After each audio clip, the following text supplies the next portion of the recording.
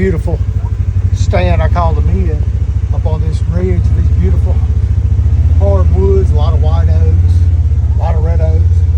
Just a beautiful, beautiful area.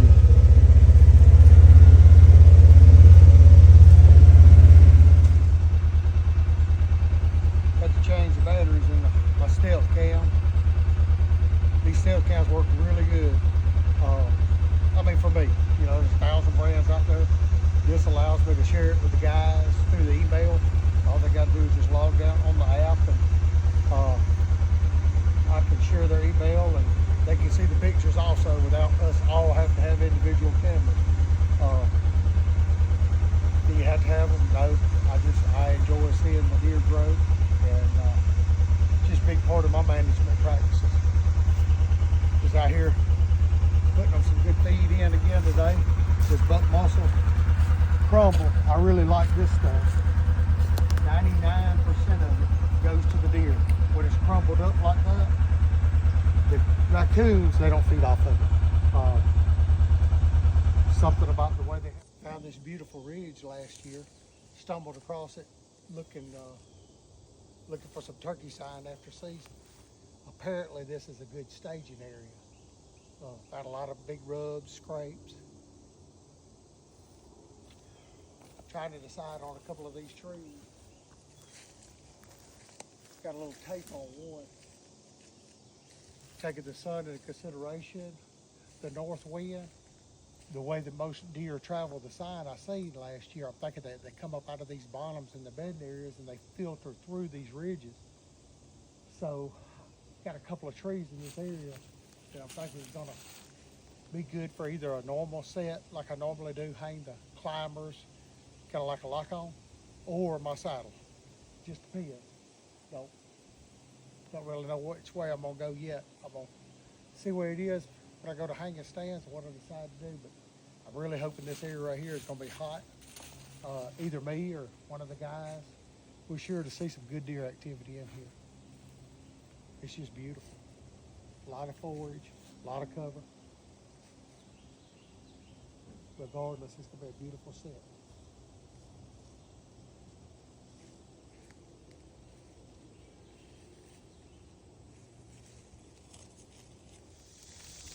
We're going to a stand that it's a semi-permanent stand that I had my cousin build me and fab me a good platform for it. I hang a climber top. It's kind of like a lock-on, kind of like a climber.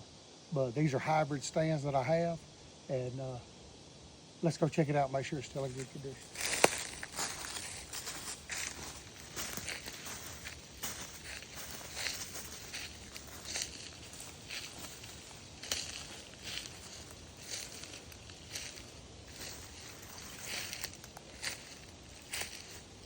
Everything appears to be fine with it. A little history with this stand. Had some good buddies of mine, old Ben and Braden, come down from South Carolina. And it happened to be the Veterans Day weekend, and also the Marines' birthday, which both of them are Marine, and real special time for me. And I was able to take them hunting, and on the Marine's birthday, that Marine out of this stand made an awesome shot, killed him a great 10-point buck. And I'm hoping this year, when he comes down, he can have a repeat in this, maybe even a bigger buck. But what I do is I hang these tall ladders up. I've got a safety rope all the way, so you're connected all the way. It's kind of like a hybrid between a lock-on and a climber. I did have these built and made, but normally I just hang a climber bottom, and I go up there and I'll lock them on, and you just climb up and get in, and it's very comfortable. A lot of my sets is like this besides the saddle. But yeah, I just want to come in here and check on this one, and I'll probably get up there, check on things a little bit later, and make sure it's good to go. But right now, everything seems to be perfect. Might change a couple straps if I need to, but other than that, Ben stands ready to go. Beautiful area. Look at all the trails. Trails. They literally come directly under this stand. Scrapes. I mean, it's just a great area. Great area. A lot of white oaks. Now we're headed over here to the cut stand. It's always been a cut stand, especially early season. We've seen a lot of good deer. I took a couple of good deer from it.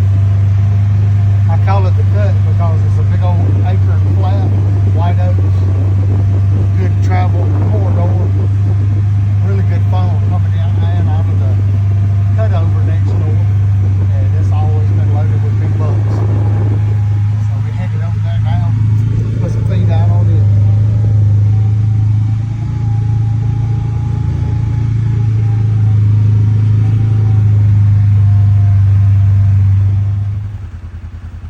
This is an old set.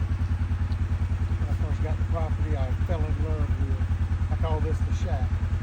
A lot of history with this old place. Over 100-something-year-old house place. Got a lot of good hunts here.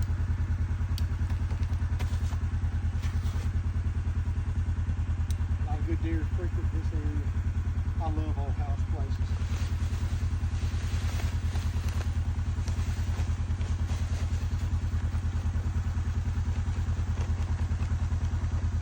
I love the allure of it.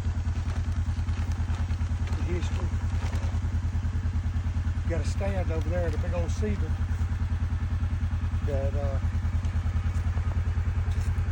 that Braden, actually one of my buddies, well, the stand's not there right now, but the ladder's still up in a big old cedar. And he actually killed his biggest deer yet thus far. Hopefully kills a big one this year. But he actually killed his big buck in this area. We've had a lot of good hunts in this place too. Can't wait to see what this year holds. Always a lot of good deer in this area.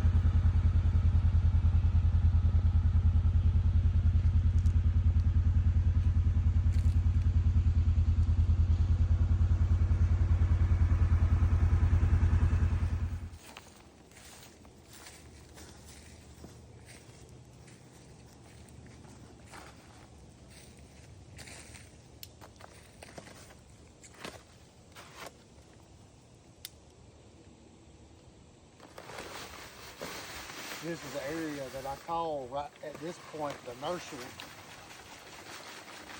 It's neat watching all the fawns in this area. There's a lot of does that they had their fawns in this area. They keep them in this area, and coming to watch those little boogers feed on this. And I tell my wife, Kara, I said, that's my future wall hangers there. But anyway, I just enjoy this stuff. Love it. Love watching the herd grow, being healthy, and just makes it worthwhile.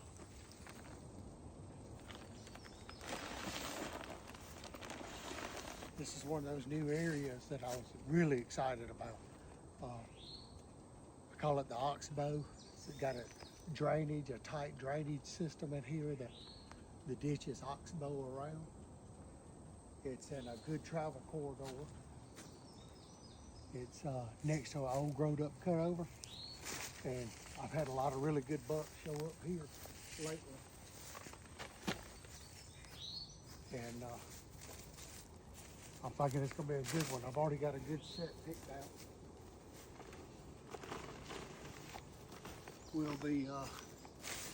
We'll be installing the stands here soon. Good Lord willing.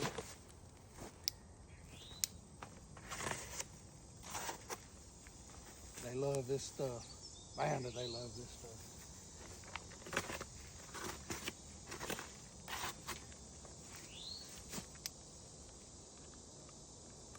I think this is gonna be a great area, hopefully. This is where me and one of my big bucks will meet up. I named Big Red.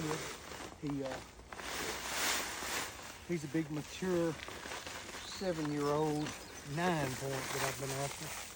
And this is the little spot that I picked out And I thought, well, maybe this is where he goes. There's a lot of sign, a lot of rubs, a lot of activity in here. And sure enough, he showed up on camera. Along with several other pretty bucks. So I'm gonna keep them fed good while they're still putting on antlers, and hopefully come season, this is gonna be a spot that's gonna make it happen. I do believe in a good feeding program. Like I said, Georgia is a baiting state. But I do tell everyone, you know, that big bucks, a lot of times, will come to bait. A lot of times they won't, not in the shooting light. But I believe a feeding program, proper nutrition, having a good deer herd with good genetics, and letting them get up to that right age, it produces a lot of big bucks. I said they're fun to chase. We get out here every year. We hunt them hard. Sometimes they get away. Sometimes we're lucky enough to get an arrow in them. So we really enjoy it. And got a lot of good friends. Arnold Grocery in Newnan. He always keeps buck muscle stocked and buck muscle farms. Justin them and his dad and all of them. They do a great job, create a good product, and as I say, proof's in the pudding. Having a management program going on for a couple of years, like I said, we've really had a lot of success, me and my friends and my cousin and lots of other properties that we manage. Got a lot of good deer, got a lot of good healthy deer, and we're just gonna keep on keeping on and having a good time, and we just cannot wait. Cannot wait to see what this year holds. Y'all stay tuned.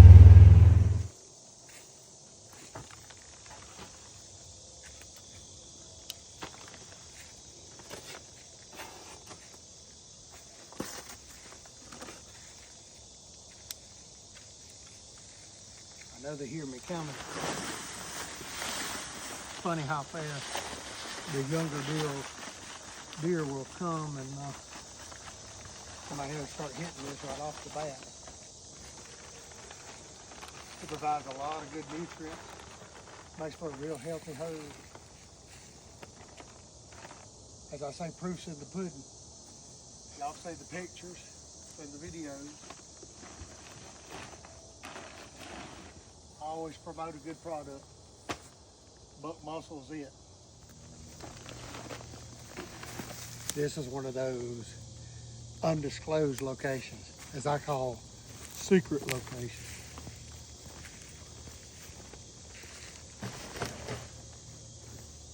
Got a couple of nice bucks here. One I've nicknamed Deuce. Has double split brow tine. Split G2. He wasn't on my radar. He went MIA for a little bit, and then all of a sudden he shows back, and I'm like, oh boy, oh boy. I said, you have found yourself on my radar, and had a lot of good hunts out here last year, for sure. Hit a lot of bucks, got a lot of footage, and I'm sure this is gonna be great again. I mean, it's a beautiful hardwood ridge, nestled next to an old cutover. Got a creek system below it. About all that you could ask for in the whitetail woods. Several different setup locations with the wind, and